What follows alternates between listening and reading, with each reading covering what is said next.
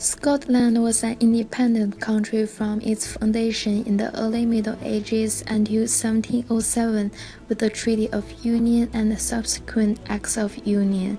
Beginning in 1603, however, the countries which formed the Union shared the same monarch when James VI of Scotland was declared King of England and Ireland, following the death of Queen Elizabeth I in what was known as the Union of the Crowns.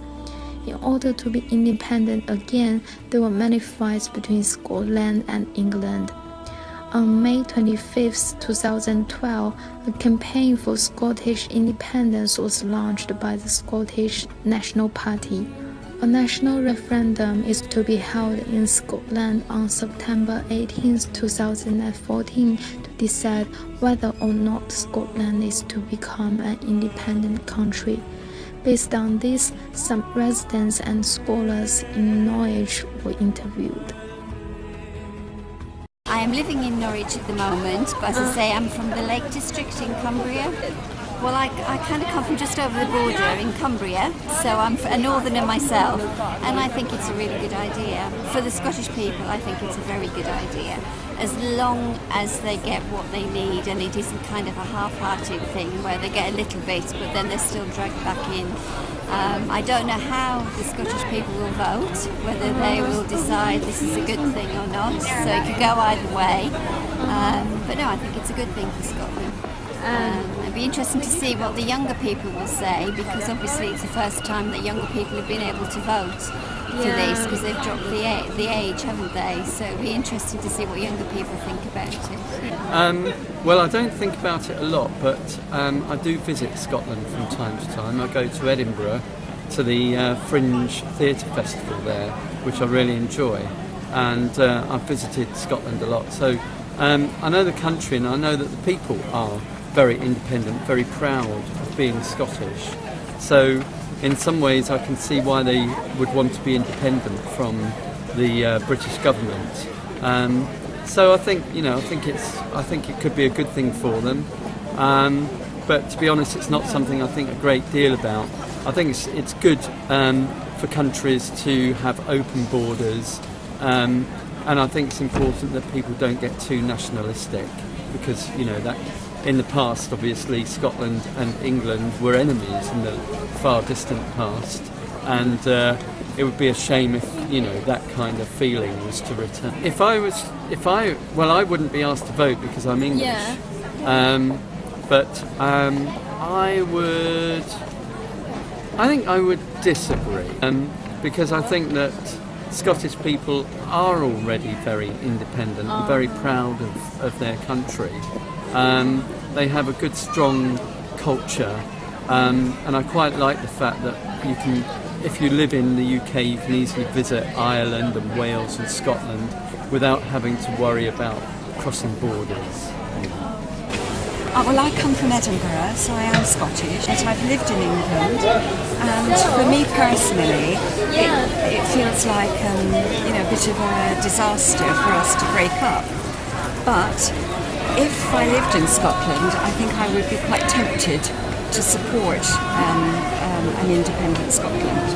Well, I do think they would have control over their own fate, and I think it's a different culture in Scotland than England, and I think they are more left of centre in general than England is. So if they have a UK government, it leads them down paths that are more right-wing than they would choose themselves. My husband and children live in England, but my brothers and nephews and other family live in Scotland. Am I expecting or wishing for? Oh, I don't know. I hope we stay together, really. It'd be a shame if Scotland got independence. I have grown up with grandparents in Scotland and visited Scotland, even though I think of myself as English. And I've got cousins in Scotland, I've got uncles and aunties in Scotland, and I think it would be a terrible shame if the country split and one part of my family was in a different country than I am and my daughter is. I think there are a lot of people that grew up in Scotland who have come to England for work, so I think there are a lot of people who would be in that situation, probably in a situation where their parents are still in Scotland, but they themselves are in England and they've built their family in England.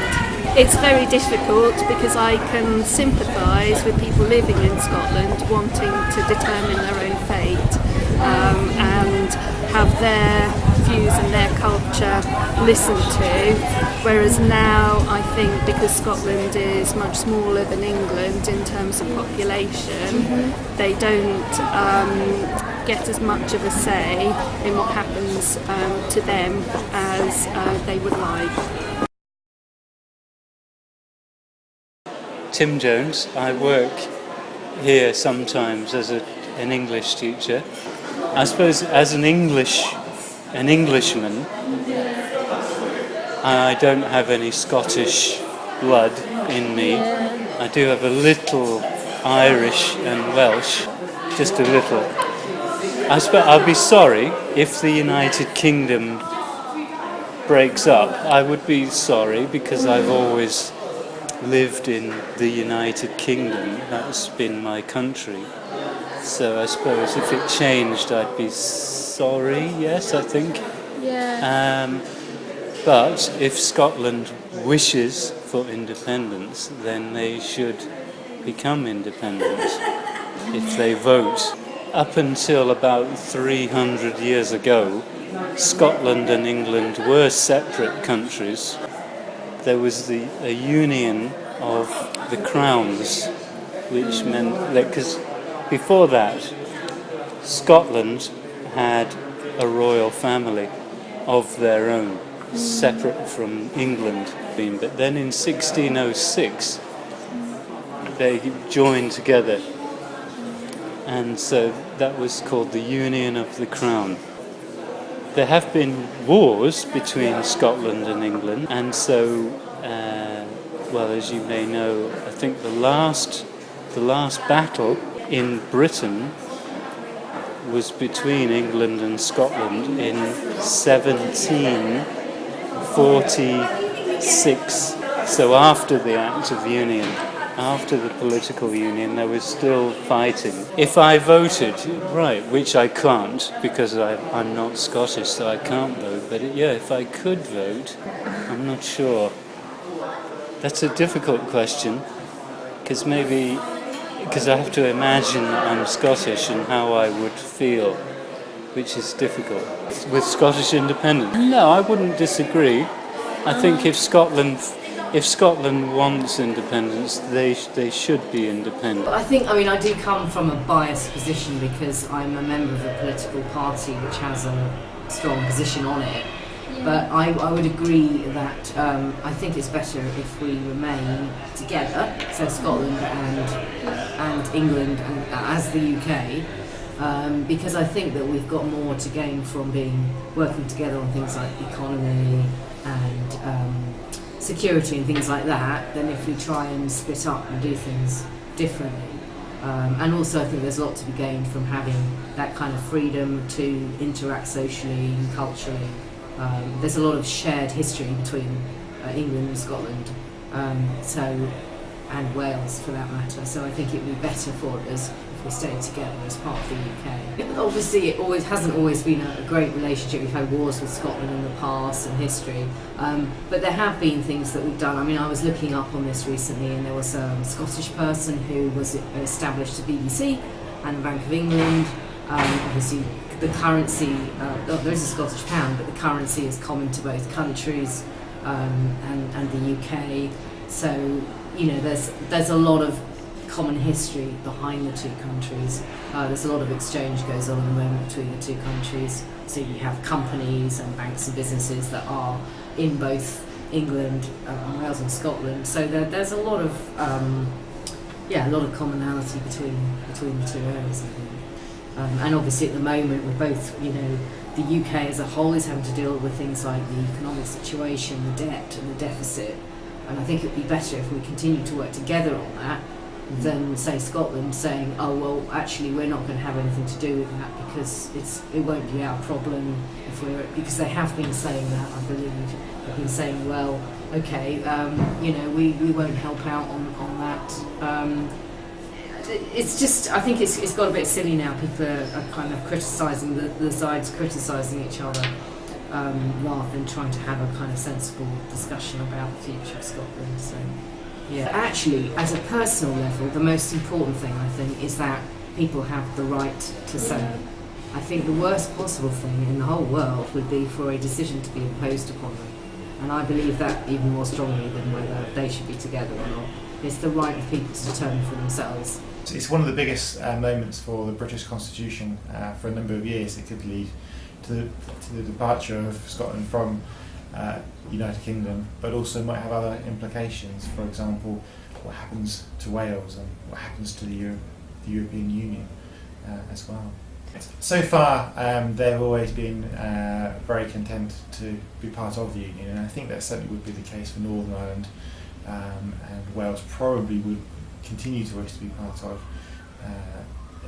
the Union, but there might be demands there for greater autonomy as well. And strangely, it might have implications for other parts of Europe. Catalonia, for example, might want to have, or for a long period of time, has wanted to have independence from Scotland, from Spain. So if Scotland has independence from the UK, perhaps that will. And Spain have taken a position on this. One of the questions about if Scotland becomes independent is, well, will they allow to be a member of the European Union? Will that be automatic, or will they have to apply?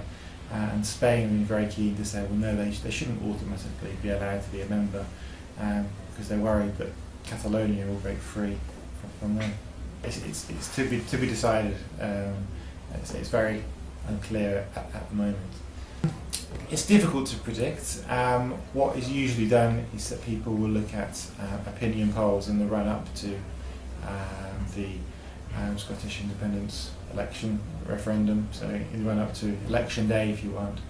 And as I say, opinion polls so far show that most Scots want to be part of the Union and not be independent. But there's always been lots of people who say they don't know and are thinking about it. And change in politics is unpredictable. Most opinion pollsters so far are predicting that it's unlikely that there will be independence. Nate Silver, in particular, is someone who's come out and said it's very unlikely that the independence campaign are going to win. I agree that it should be an issue for the Scottish people. So I think if there's a desire for them to be an independent country, and there's a willingness to be free, if you like, that I support the idea of self-government. It's not clear at the moment that there is a desire for that. The opinion polls have always been that most people in Scotland want to remain part of the Union, but politics is very unpredictable. Opinion polls change, and it's noteworthy that the referendum is going to be held shortly after the Commonwealth Games, where Scotland will be competing as an independent country. So will that have an effect? We'll see. From the interview, we can see that Scottish people are emotionally supporting the Scottish independence, but most of British are not willing to see the country to be separated. In the meantime, however, they respect the choice of Scottish. For the consequence of Scottish independence referendum, let's wait and see.